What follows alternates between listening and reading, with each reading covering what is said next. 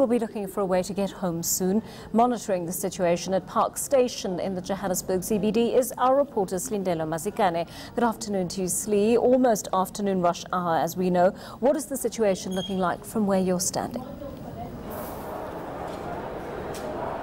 Right, we are in the Johannesburg Park Station at the moment, and of course, Park Station, generally the commuters that come here are those that are traveling long distances, so even out of the country. It goes to countries such as Mozambique, Zimbabwe, all over Africa. Now, the situation here at the moment is that it is quite busy. You actually wouldn't say that there isn't a strike, because there's just so many commuters here. However, what's missing are the buses.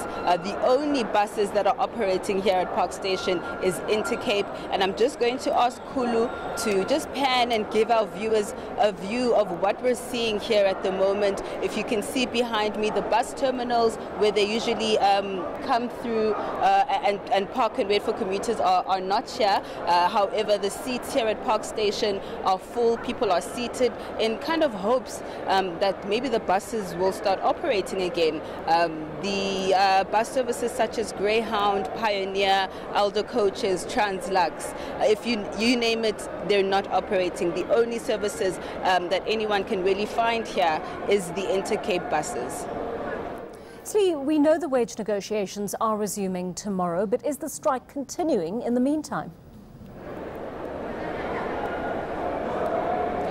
In the meantime, bus drivers have basically said that the strike continues. We understand that, negotiations are set to resume tomorrow, with the CCMA being roped in due to this deadlock between employers and the unions. However, when we spoke to bus drivers today, they were adamant that, they don't want anything less than what they've asked for on the table, which is that 12% increase, which basically brings up the minimum wage to be 8,000 Rand. Some of the bus drivers said what they're earning right now is just not a living wage. They can barely make ends meet. They can barely support their children, and they're just saying enough is enough.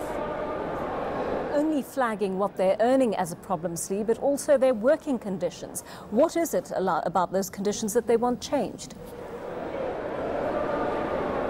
Indeed, Joanne. It's not just the wage issue that's the problem here. They're saying that, the working conditions are basically deplorable. When it comes to night shifts, they're saying that the employers are not willing to pay for 2 drivers. Now, you can understand with long distance driving, it's a number of hours that you spend on the road, and you obviously need somebody who's going to be aware and paying attention and not tired, so they're citing those kind of issues. They're also citing the fact that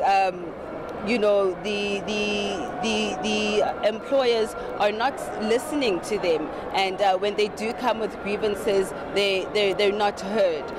So there's just a number of issues that the unions as well as the employers are going to have to deal with before this strike will come to an end. And the Transport Minister himself has said that he wants a speedy resolution to this strike in order for traffic flows to get back to normal, as well as for commuters to be able to get to their various destinations. Slee, thanks so much for that. Slindelo Masikane is live to us from Park Station in Johannesburg.